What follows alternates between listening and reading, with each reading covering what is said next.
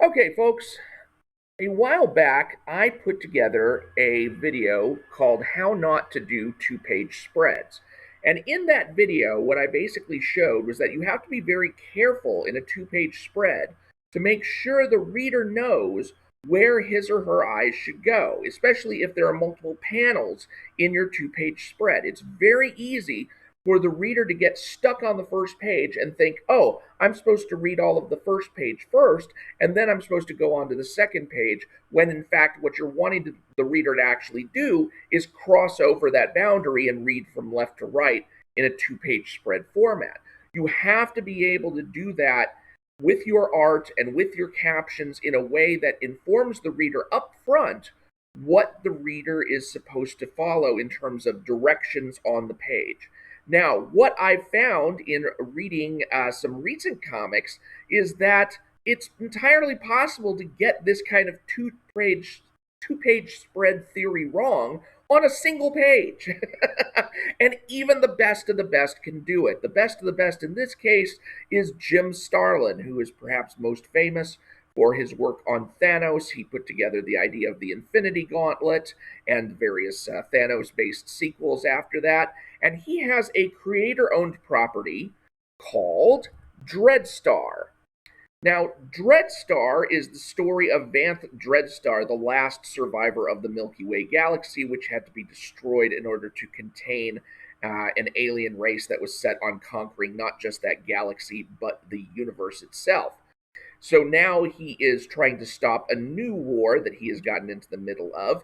But that's all beside the point. What I want to point out is a couple of pages in this Dreadstar the Beginning volume, which chronicles his earliest exploits from Epic Illustrated.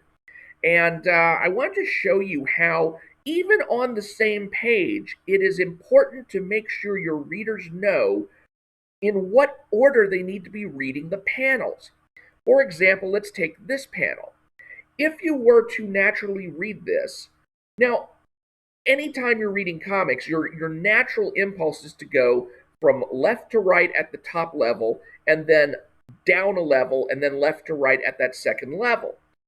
However, because we've got two yellow framed boxes here, the eye is naturally led instead to go up to down.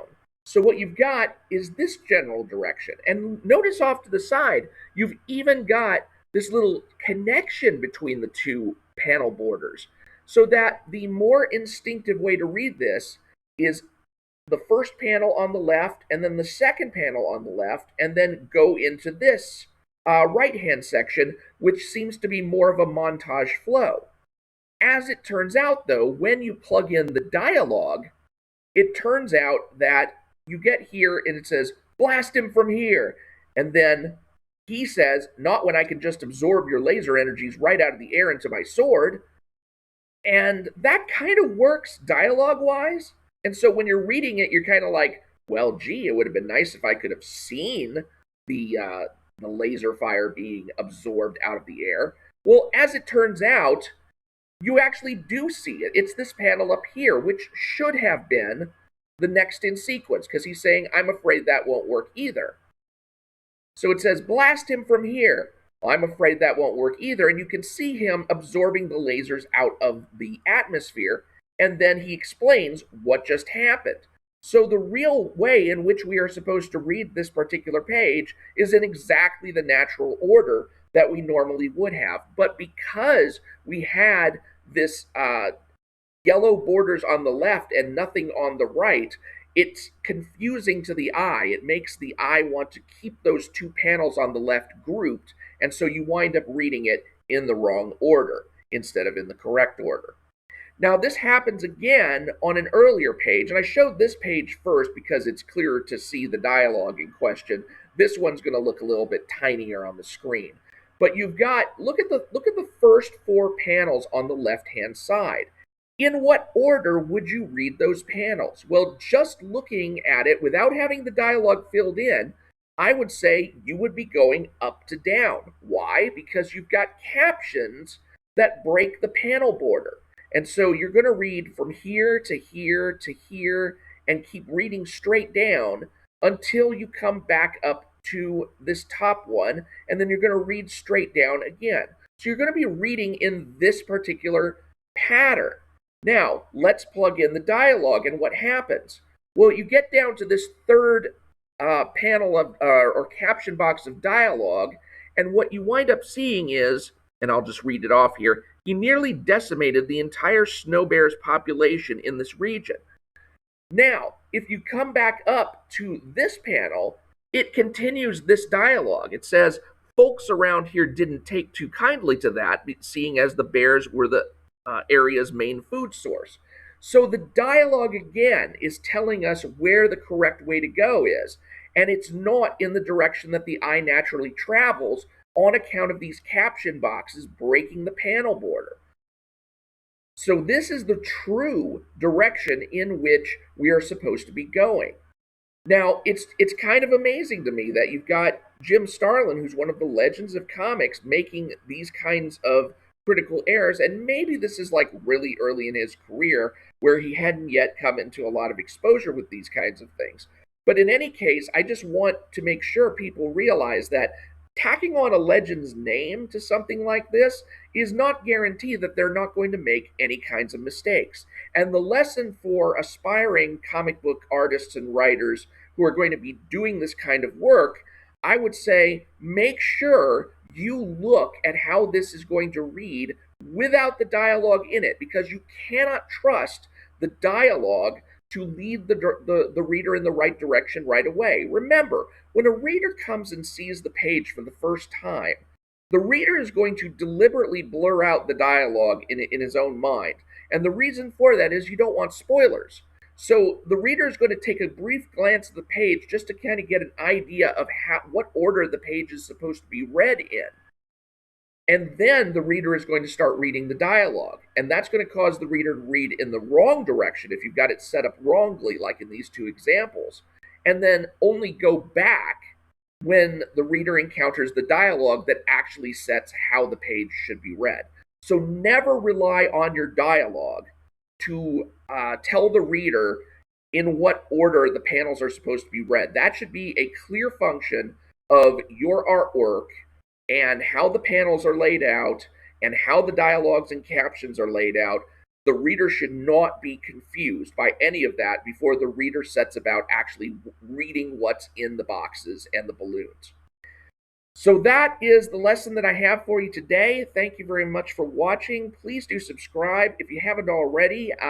It's really going to be the only way you get notified of things from now on, especially if you're a Twitter user, because I just got permabanned from Twitter. I'm not sure why. I have some suspicions, but I honestly, they have not told me what the reason was. I was previously locked out. I was in the middle of appealing the lockout, and then all of a sudden, bam, my whole account was just nuked. And then I've appealed the suspension, but I have no idea whether or not I'm going to get my account back. So if you want to get a Gab account, that is where you will still be able to find me. I am still available on Gab.com. It's a real easy social media platform to use. It's a pretty harsh environment over there, but you know, it is what it is. It was created largely for people who got kicked off Twitter, and people who got kicked off Twitter, you know, not counting me, of course, generally had good reason for getting kicked off Twitter, not including me, I will still maintain. So do find me over there.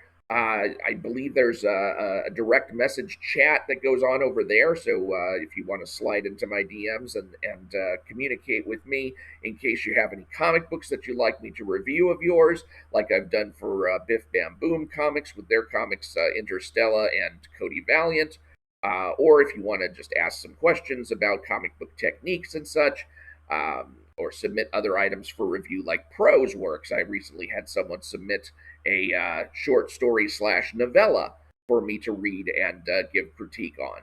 So please do stay in touch.